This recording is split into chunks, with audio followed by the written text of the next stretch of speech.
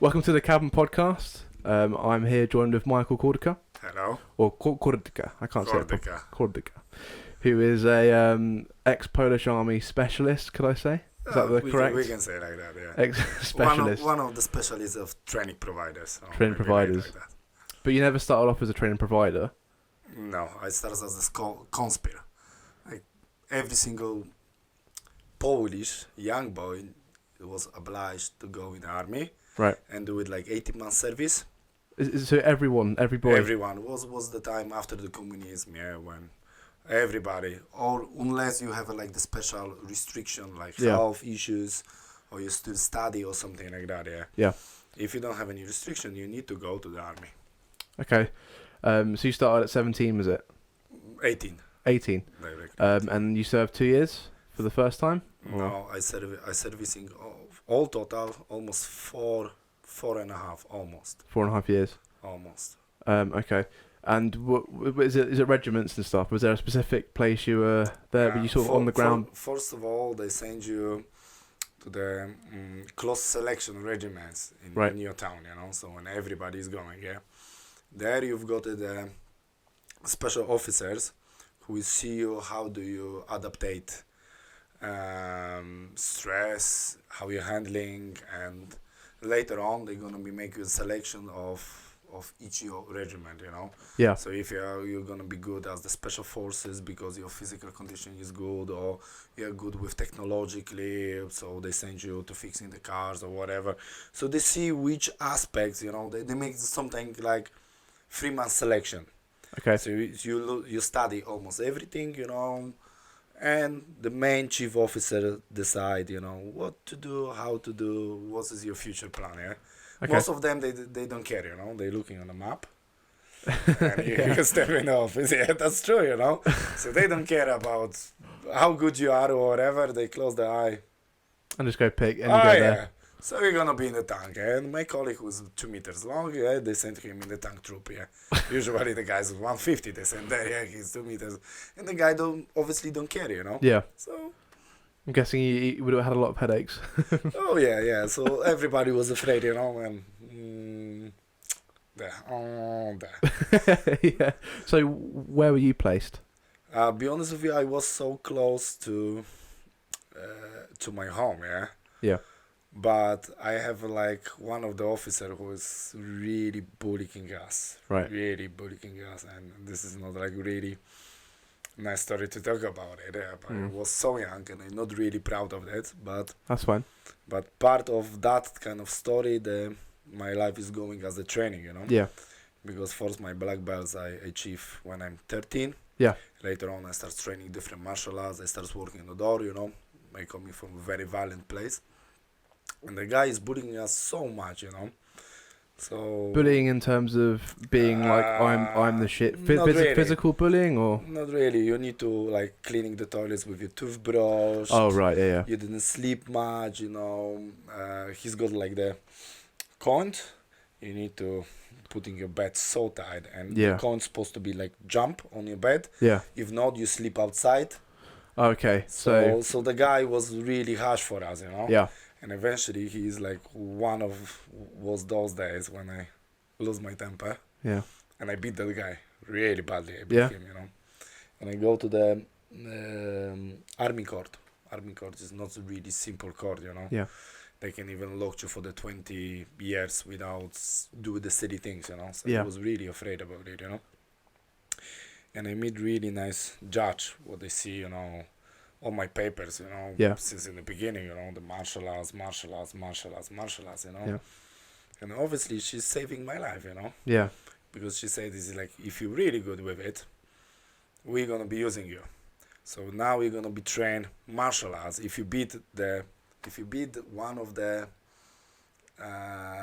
officers, what he's got like 15 years combat experience, like that, we're going to be using you. So even though obviously that's quite hard, I guess, around that time, and you could have been facing quite a few years. I was so young, you know, young for those experiences, you know. But it turned out better. Yeah, be honest with you, is do it for me quite well, yeah. Because I start meeting one of the toughest, I can say, people in the Poland regards like shooting, martial arts, anti-terrorist tactics, Yeah. bomb squads, all those the best teams, Yeah. And I start train with them, and I start understand them the methodology or whatever, and I meet one of the guys who is teaching me like close quarter combat, the Krav Maga. What only 5 people in the Poland knows that system on those days, Yeah. So I was like wow, and I was need to develop those system for different type of people, Yeah, later yeah. on for future training what we design, So Krav Maga Krav Maga. is your specialist at the moment. At the moment, yes, Okay. yes. Because the Krav Maga is mixed with everything, be honest with you. It's mixed with normal martial arts, and it's mixed as well with your thinking, Yeah. how you're acting in a normal stress, environmental situation, how to using the weapons. So it's obviously is everything. Yeah. And it's not just like boxing or anything where No. you're punching people in the face. It's trying to is it devour, is that the correct word? It's Devour a more- situation the quickest way possible. You see, these days, because the people starts feel the money, of those self-defense systems and everything, Yeah. they start say using the Krav Maga name as a commercial name, and starts making the money on it. But really, they never providing real knowledge for those people, Well, lots of them they forget. Krav Maga is coming from the army. Yeah. This is the system designed for the army. So there is not any beautiful system. It's not fancy system. System is designed for the quick and effective finish the opponent, Doesn't matter which type of weapon or how you're gonna be doing that. You need to be effective. Yeah. I've seen videos online, and I guess you can back this up or not, of almost 20 seconds disarms of like a pistol with legs being broken and all sorts. You can do it something like that. Yeah, you Right. can do it like something like that. But first of all, the Krav Maga teaching you how to think. Do not avoid to that situation. Okay. So you need to see those things before is something happening. That's why the Krav Maga is designed. Second thing, the Krav Maga prepare your brain to work in the high stress Environment, yeah. So during the training, there is not any pleasure conversation or any light movement. It's really hard training when your instructor is swearing on you, similar like in the army. Yeah. The instructor need to break you down and rebuild again. Yeah. So if this is going in a real stress situation, your body is not blocked. It's not shocking. The body knows how to react. Yeah, and that's why lots of people start to do it like the commercial pass working or something like that, and they say, "Oh, this is the best self-defense system we can teaching you," but they forget about the real value. The system need to be trained in a high stress situation. Yeah. Like in the army. If the soldier is not prepared for the stress situation, he's not gonna be able to fight. And just to carry on with Krav Maga, Yeah. that's what you said, sorry. That started originally, is that in Israel? It was It's Israeli Israeli. anti-terrorist martial arts In system. Liechtenstein, he's traveling during the war, yeah. Yep. All over the globe. He's met lots of people. He's trained as well with the lots of peoples. And he's designed the system for the Israeli Defense Forces, Israeli Special Forces, to find obviously with during the war, yeah. But it was so good system, so everybody starts adapting that. Yeah. After the war, the Polish army starts adapting the Krav Maga. It was most universal. Nobody doesn't see something like that, You've got it fighting with the weapons, using the different techniques, with the uniform, without uniforms, it's like was something really unique. Yeah. Before you've got like the karate in the Europe, karate, kickboxing, bonks, a little bit of judo. This is what the Europe everybody is trained.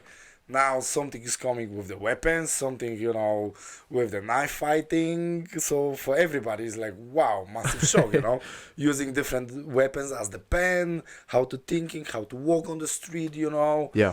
all those things is becoming in one system. So for everybody it was like wow.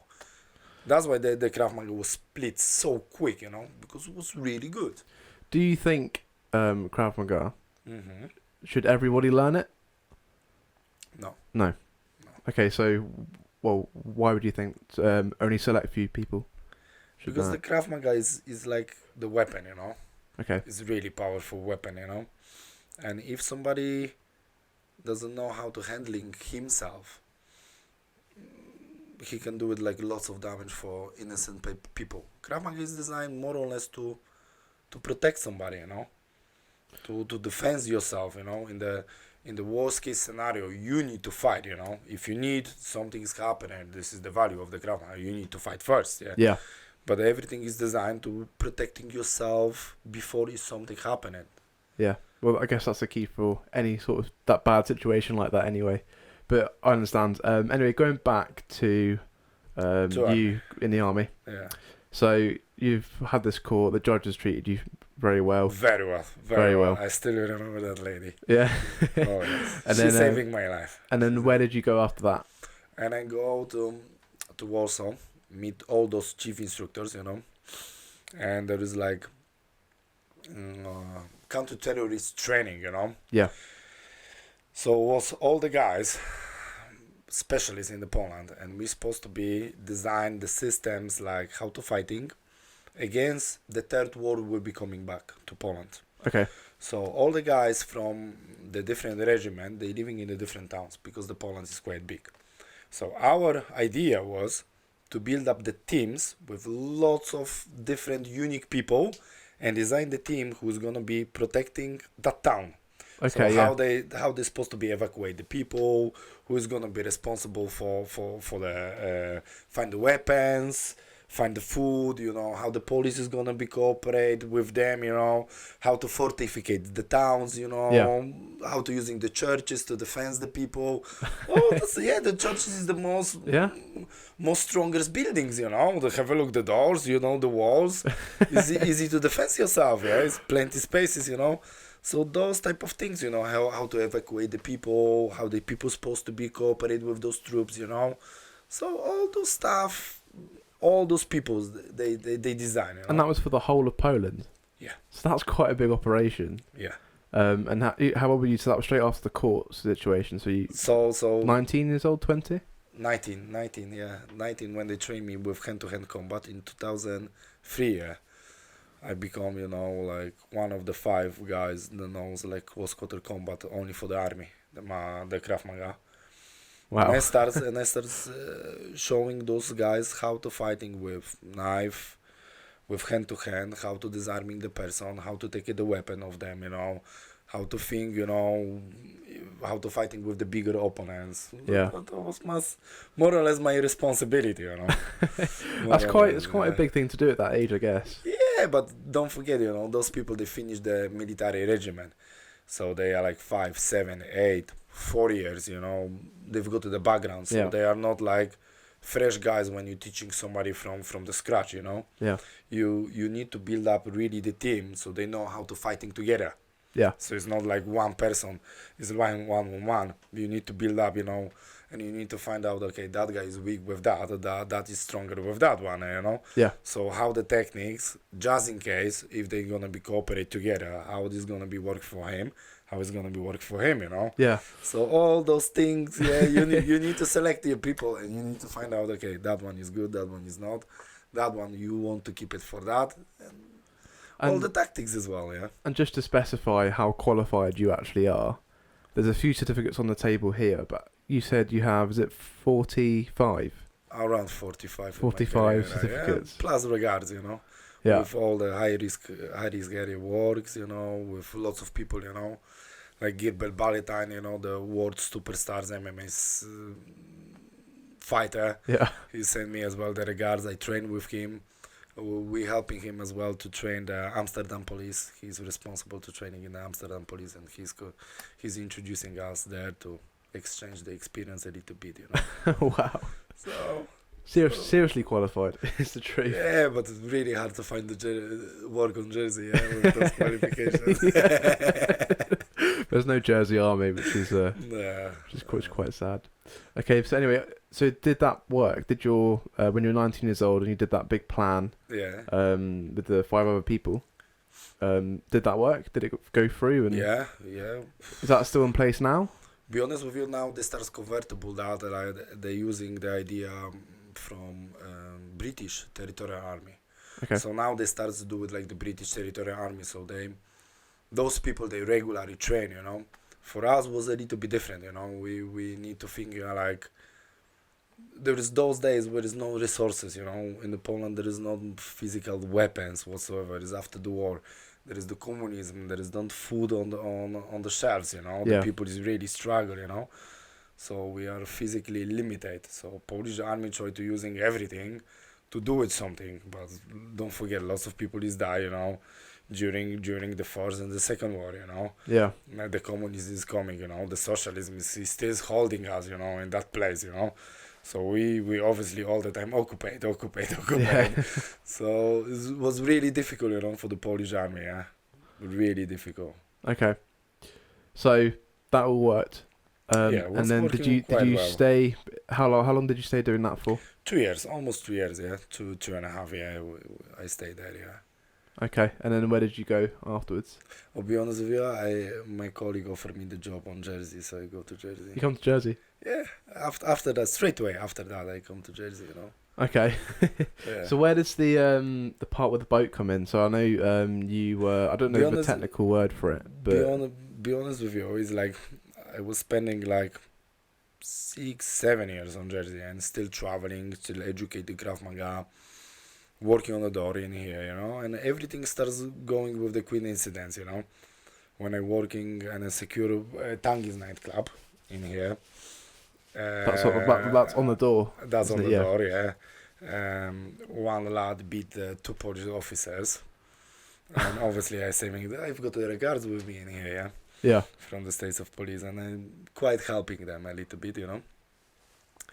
And later on I start train a little bit with them. Later on lots of people start offering me the close protection work on Jersey.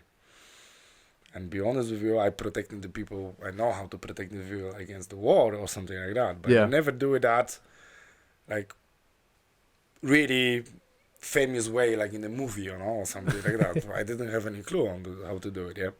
So one of the guys who is designed for me those military trainings, Yeah. he's helping to build up the most bigger training center in Poland, European Security Academy.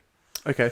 And this is that guy who's designed all the terrorist tactics, everything, my main instructor. And he said to me, listen, mate, there is a really qualified people. Fly there, do it the close protection training, and later on we will see how your career will be go, yeah. So in the 2000, I think so, 11 or 12, yeah, I fly to Poland. Yeah. And I do the close protection training, you know. They trained me for 1.5 months there, you know. And I was lucky because I've got good guys as well. And ending off the exam, you need to do it like protection of your VIP. Yeah. There's the two scenarios: one in the polygon when they try to kill your VIP, and another one in the town. So in the polygon, I was one of main team leader, Right. escorting the VIP, and I was first person in the European Security Academy when they didn't kill the VIP. I was the first one. You're the first one. First one and they running the training center for the 74 years or 75 years. Oh wow. Okay. So that's quite an achievement again then. Yeah, so everybody can say, well, I'm one of the best, you know, from European Security Academy, you know. So later on in the town, I do it quite well. So European Security Academy starts offering me the jobs in the Poland, like protecting the most famous stars or whatever, yeah. So I fly quite often to Poland, do with the protection. By that time, I meet the lady. So I was thinking, no, I'm gonna be doing more things on Jersey. Yeah. So I settled down the security company. I fly to London. I was more settled down on Jersey. Yeah. And after that, the European Security Academy is calling me and offering me the job as the training provider in the maritime. So they said, listen, Is that kind of navy? kind of navy, Bit- something bit- like that. Bit more special and more tailored to a different market. If that makes sense. Be honest with you, is like working on the vessel is something unique. You don't have any chance to escape. You need to be really clever what you're doing, yeah. Yeah. And second thing, you're limited with the bullets. You're limited with the weapons what you're able to use, you know. And obviously you're in the middle of sea, yeah. So like in the prison, yeah, more or less. Yeah. in a tin can floating in the middle of nothing. So they offered me the job, yeah. But one of the regulation was I need to fly to the Hamburg and do the most prestige training with the Hamburg police. Okay. So they want if I pass all that exams.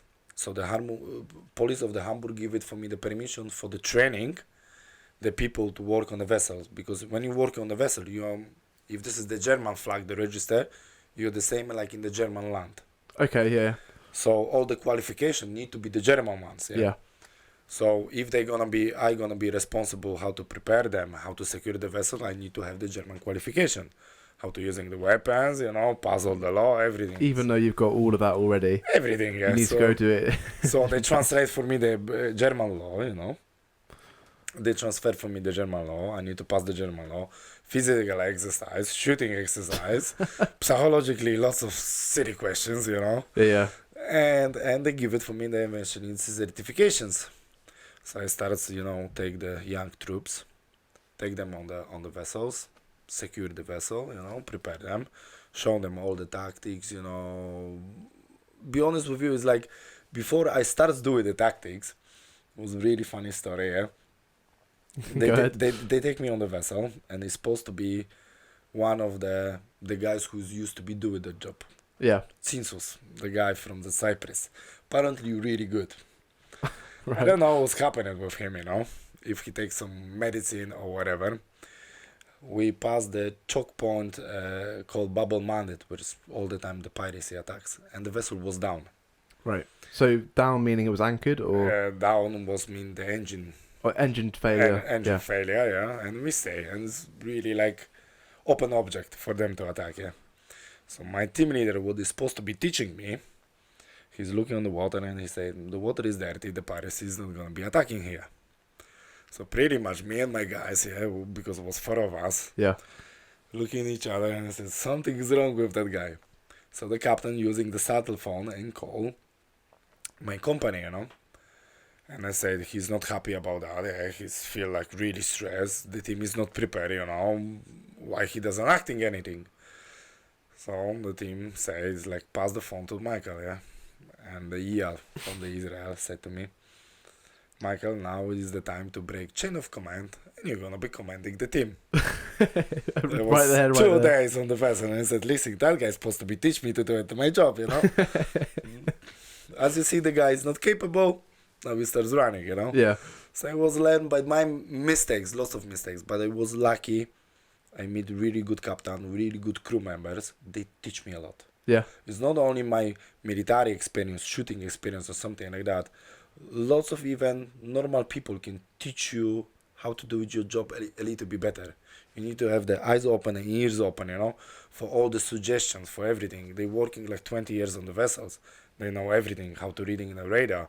I never see the radar in my life, Yeah. So they teach me, oh, this is the small boat, this is like that. If you do it like that, you're marking the boat like that. They're teaching me how to reading the maps, to analyze the dangers, So all that 2 months with them, I was well qualified to steering even the vessel. And when on the vessel, Yeah, did you have any attacks, any pirate attacks? almost every day. Every day? Almost every day. Wow. And obviously there would be, I guess, casualties, you could say, because you would obviously be defending them. To be honest with you, we are on top of the bridge when protecting the vessel. So if they are not so stupid as well. If they see the team is well organized and you know what you're doing, they don't want to really approach to you because they don't want to exchange the fire. Yeah. Because it's like 5 million of vessels and 35,000 is only with this armed security. Do they carry guns as well when they come to attack the main vessel? Yeah. Of course. Like little crappy ones or no, big boys? AK-47 and RPGs, to blow up the bridge, if they couldn't handling to fighting with us, Wow. Once we've got I remember I've got a massive fight, I've got like 4 small boats and one big is calling Goch, they call it Goch. So almost 5 boats, approaching to us, Bridge full of bullets, Oh my God. Captain, good. I teaching the captain how to loading the magazines. He starts loading to us the magazines, Yeah. And the most funny thing is like I was fighting naked. You're fighting naked? I was fighting naked, So what time in the morning was this? it was after my gym was around 3 or 4 o'clock, and I finish the gym exercise. Yeah. And then, be honest with you, this is aggressive approach. You need to be less than 2 minutes on the bridge, you know. Yeah. Especially me, you know. I need to evaluate lots of information, you know. How many vessels, which way they approach, what they're gonna be do, how to settle down the guys, you know, Yeah. equipment. So I take the shower, and Valerie from the ex-France league, Michael aggressive approach. Yeah. So I was full of soap, you know. So like, what I can do? Yeah. So I clean all in my face, you know. I put in the towel, Yeah. I run my hips, and I run to the bridge to see what's going on. And I see like, really, it's fucked up the situation, you know. Yeah. So many bones, yeah, it's gonna be firefighting exchange, yeah. So when you're going on the bridge, it's open sea, you know, it's wind. So I'm going with my bulletproof vest, wind blow up, yeah, and I'm fully naked, yeah. Yeah, like Jesus Christ, yeah, Jesus, yeah. And I like feel so embarrassing. And the captain is like, Michael, concentrate yourself, don't leave me like that. I don't care, you are naked, yeah. I said, oh my God, yeah. Honestly, yeah, it's like, oh, it was so embarrassing, you know. And they look at me like, oh fuck, yeah. But that is finished when the force I hear, you know, I see that on the bridge, you know, the bullets is approaching. Yeah. And we need to start fighting, you know. So that was like, okay, I don't care, I'm naked, you know. I'm dying, okay. Yeah. Anyway, just to kind of finish it off, because we are nearing the end. You have, I don't know if you want to advertise it or not, is you have your after work, after school, Krav Maga classes. Yeah. So how can they get in contact with you if you want to do that? Only for the special people, you know, special selection. Only for special selection. So if you think you're qualified enough, send you a message. No, it's not about this qualified, you know. It's about, you know, what is inside your brain. I don't want to train everybody, you know. It's like I've got a good day job, you know. So I do it at the moment only for the pleasure, you know. Yeah. So I fly to Poland as well to train time to time, you know, the people. So I do that for the people, and if I see somebody needs that, and is really afraid, blah blah blah, let's go. We can go. Okay, well, thank you very much for coming on. No problem. It's been a good laugh hearing that story, especially about you running around naked. I mean, it sounds like you got a lot more to talk about. I don't know if you do, so we could potentially have you on again if you'd like. Thank you very much. We'll see how it goes. Anyway, thanks for watching, and we'll see you later. Thank you. Bye, mommy.